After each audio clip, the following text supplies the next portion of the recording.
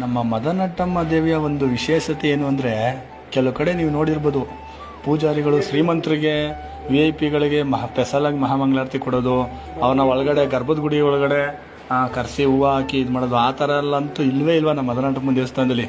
ಬಡವರು ಬಗ್ರು ಎಲ್ಲ ಬರೋದು, ಇಲ್ಲೇ ನಿಂತು ಕೂತು ಆ ತಾಯಿ ಹತ್ರ ಕಷ್ಟ ಸುಖ ಕೇಳಿ ಆ ವರ ಕೇಳ್ಕೊಂಡು ಹೋಗ್ತಾ ಇರೋದು. ಅದೇ ನನಗೆ ತುಂಬ ಇಷ್ಟ. ಮದನಟ್ಟಮ್ಮನ ಒಂದು ವಿಶೇಷತೆ ಅಂತಲೇ ಹೇಳ್ಬೋದು, ಈ ಊರಿನ ಒಂದು ಒಗ್ಗಟ್ಟು ಅಂತಲೂ ಹೇಳ್ಬೋದು. ಈ ವಿಚಾರದಲ್ಲಿ ಮಾತ್ರ ಬಡವ್ರಿಗೆ ಶ್ರೀಮಂತರಿಗೆ ಎಲ್ರಿಗೂ ಒಂದೇ ದರ್ಶನ, ಕರೆಕ್ಟು, ಭೇದ ಭಾವ ಇಲ್ಲ. ಎಲ್ರಿಗೂ ಒಳ್ಳೇದು ಮಾಡಲಿ ಮದನಟ್ಟಮ್ಮ. ಇವತ್ತು ಕೆಲಸದ ಮೇಲೆ ಹಂಗೆ ಬಂದಿದ್ದೋ ದರ್ಶನ ಮಾಡ್ತಾ ಇದ್ದೀವಿ.